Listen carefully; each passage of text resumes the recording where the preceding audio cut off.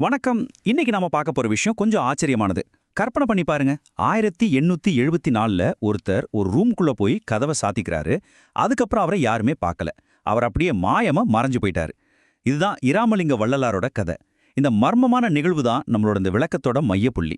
ஒரு மனுஷனால உண்மையிலேயே சாகாம இருக்க முடியுமா? இது ஏதோ தத்துவ ரீதியான கேள்வி மட்டும் இல்ல, வள்ளலாரோட வாழ்க்கையோட ஆதாரமே இதுதான். அவர் என்ன நம்பினாருன்னா, மரணத்தை ஜெயிக்க முடியும்னு. அது மட்டும் அல்ல, அதை எப்படி செய்யணும்னு ஒரு வழியையும் காட்டிட்டு போயிருக்காரு.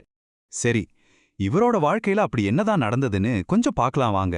1823ல பிறந்த இராமலிங்கம் தன் வாழ்நாள் முழுக்க ஆயிரக்கணக்கான பக்தி பாடல்களை ஏற்றினாரு. ஆனா 1874 ஜனவரி 30ஆம் தேதி நடந்த அந்த ஒரு சம்பவம் தான் அவரை சரித்திரத்துல ஒரு பெரிய புதிரா மாத்திடுச்சு. இது ஏதோ கட்டுக்கதை கிடையாதுங்க. இது அன்னைக்கு இருந்த அரசாங்கத்தோட அதிகாரப்பூர்வமான பதிவு. ஒரு மனுஷனோட உடல் எந்த ஒரு தடையும் இல்லாம எப்படி முழுசா மறைய முடியும்? இந்த மர்மத்துக்கான பதில அவர் நமக்கு விட்டுட்டு போன போதனைகளை தான் நம்ம தேடணும். அப்போ வள்ளலார் எப்படி இந்த நம்பவே முடியாத ஒரு நிலையை அடைய முடியும்னு நினைச்சாரு? அதுக்கு அவர் ஒரு புது பாதைய உருவாக்கினாரு. அதுதான் சன்மார்க்கம். அதுவரைக்கும் இருந்த பழைய மதக் கொள்கைகளையெல்லாம் முழுசா ஒதுக்கி வச்ச ஒரு புரட்சிகரமான தத்துவம் அது. அவர் தன்னோட பாதைக்கு வச்ச பேரு தான் சுத்த சன்மார்க்கம். அப்படின்னா என்ன? தூய பாதைன்னு அர்த்தம். இதோட நோக்கம் ரொம்ப சிம்பிள், அதே சமயம் ரொம்ப ஆழமானது. தெய்வீக ஒளியையும் எல்லையில்லாத கருணையையும் வச்சு மரணத்தையே ஜெயிக்கிறது தான் அதோட இலக்கு. இப்போ நீங்க பார்க்கற இந்த ஒப்பீடு ரொம்ப ரொம்ப முக்கியம். வள்ளலார் ரொம்ப நேரடியா தெளிவா ஒன்னு சொன்னாரு. ஸ்தாபிக்கப்பட்ட மதங்களும் சமயங்களும் எல்லாம் பொய், அதுல போய் சேராதீங்கன்னு. அவரோட பார்வையில அப்போ இருந்த எந்த மதமுமே உண்மையான விடுதலையே தரல. அருட்பெருஞ்சோதியா இருக்கிற அந்த ஒளி ஒண்ணுதான் உண்மை பொருள்னு அவர் நம்பினாரு. சரி, அப்போ இந்த மரணமில்லா பெருவாழ்வுங்கிறது எப்படி சாத்தியம்? சும்மா சொன்னா போதுமா? இல்ல வள்ளலார் அதுக்கு ஒரு தெளிவான ஒரு ப்ளூ பிரிண்டே கொடுத்திருக்காரு. அதுல என்னென்ன இருக்குன்னு இப்ப பார்க்கலாம். இந்த தத்துவத்தோட இதயமே அருட்பெருஞ்சோதி தாங்க. இது வெறும் லைட் இல்ல, இது பெரும் கருணை ஒளி. இந்த ஒரு தெய்வீக சக்திக்கு மட்டும்தான் நம்மளோட இந்த சாதாரண உடலையே உருமாற்றம் செய்யற சக்தி இருக்குன்னு வள்ளலார் ஆழமா நம்பினாரு. சரி, அந்த பெருங்கருணை ஒளிய நாம எப்படி அடையறது? அதுக்கு வள்ளலார் சொல்ற ஒரே வழி ஜீவகாருண்யம். அதாவது எல்லா உயிர்கள் மேலையும் எந்த பாகுபாடும் இல்லாம கருணை காட்டுறது. இது வெறும் பேச்சில்ல, இது ஒரு செயல் திட்டம். கடவுளோட குணம் கருணையா இருந்தா மனுஷனோட குணம் ஜீவகாருண்யமா இருக்கணும் இல்லையா?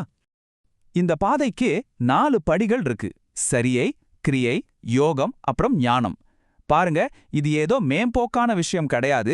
தெய்வீக ஞானத்தை அடையறதுக்கான ஒரு படிநிலையான கட்டமைக்கப்பட்ட ஒரு பயணம் இது. இந்த 4 படிகளையும் ஒருத்தர் கடந்துட்டா இந்த பாதையோட கடைசி இலக்கு என்னவா இருக்கும்? ஏதோ முக்தி அடையறதோ இல்ல சொர்க்கத்துக்கு போறதோ கிடையாது. அதுக்கும் மேல நாம வாழ்ற இந்த உடலையே, ஆமாங்க, இந்த பிசிக்கல் பாடியையே ஒரு ஒளி உடலா மாத்துறது தான். இந்த உருமாற்றத்திலையும் 3 நிலைகள் இருக்கு. முதல் நிலை தான் சுத்த தேகம். இத பொன்னுடல் அப்படின்னும் சொல்லுவாங்க. இந்த நிலைய ஒருத்தர் அடைஞ்சிட்டா அவரோட உடலுக்கு அமானுஷ்ய சக்திகள் கிடைக்கும்னு சொல்லப்படுது. உதாரணத்துக்கு, இறந்தவங்கள திரும்ப உயிர்ப்பிக்கிற சக்தி கூட கிடைக்குமா. சுத்த தேகத்துக்கு அடுத்த நிலை தான் பிரணவ தேகம். இது நம்ம உடலை இன்னும் அடுத்த கட்டத்துக்கு, அதாவது ஒளித்தன்மைக்கு இன்னும் பக்கத்துல கொண்டு போற ஒரு நிலை. கடைசியா உச்சக்கட்டமான நிலை ஞான தேகம். இந்த ஞான உடல் பிரபஞ்சம் அளவுக்கு பெருசா இருக்குமா, முழுமையான அறிவோட இருக்குமா. இதுதான் மனுஷனோட உருமாற்றத்துல ஒரு உச்சபட்ச நிலை. இந்த ஒளி உடலோட தன்மைகளெல்லாம் கேட்டா நம்ம கற்பனைக்கே எட்டாது. அவரை பின்தொடர்ந்தவங்க சொன்னதா சில சாட்சியங்கள் இருக்கு.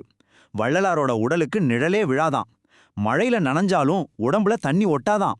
இன்னும் ஆச்சரியம் என்னன்னா, அவரை போட்டோ எடுக்க முயற்சி பண்ணப்போ கேமராவுல அவரோட உருவமே பதியலையாம். தன்னோட தத்துவத்தை முழுசா வகுத்ததுக்கு அப்புறம் வள்ளலார் ஒரு பெரிய அவசரத்தோட இந்த செய்தியை உலகத்துக்கு சொல்ல ஆரம்பிச்சாரு. இது ஒரு சாதாரண போதனை மாதிரி இல்ல, இது ஒரு அவசர அழைப்பு. அவரோட ஞானசரிய பாடல்கள்ல இந்த அவசரத்தை நாம பார்க்க முடியும்.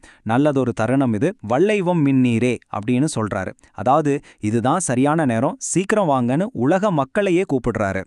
அவர் தன்னோட பாதை மேல எவ்வளவு உறுதியா இருந்தாருங்கிறதுக்கு இந்த வரிகளே சாட்சி. புனைந்துரையேன் பொய் புகழேன், சத்தியம் சொல்கின்றேன், பொறித்த மதம் சமயமெல்லாம் பொய் பொய்யே அப்படின்னு அடிச்சு சொல்றாரு. இதுதான் அவரோட செய்தியோட உச்சம், அதோட சாராம்சம். சார்ந்திடும் மரணத்தை தடுத்திடலாம் கண்டீர் அப்படின்னு சொல்றாரு. பாருங்க, அவர் மரணத்தை ஜெயிக்கலான்னு சும்மா ஒரு தத்துவமா சொல்லல. அது ஒரு நிஜமான உண்மை, நாம எல்லாரும் அடையக்கூடிய ஒரு இலக்குன்னு நம்ம முன்னாடி வச்சாரு. சோ கடைசியா நாம ஆரம்பிச்ச அதே கேள்விக்கே திரும்ப வரோம். வள்ளலார் உண்மையிலேயே மாயமா மறைஞ்சு போனாரா, இல்ல நம்ம எல்லாருக்குள்ளேயும் மறைஞ்சிருக்கிற ஒரு பிரபஞ்ச சக்திய, ஒரு தெய்வீக ஆற்றலை நமக்கு திறந்து காட்டிட்டு போனாரா? ஒருவேளை அவர் நமக்கு ஒரு பதிலை விட ஒரு பெரிய கேள்வியை விட்டுட்டு போயிருக்காரோ?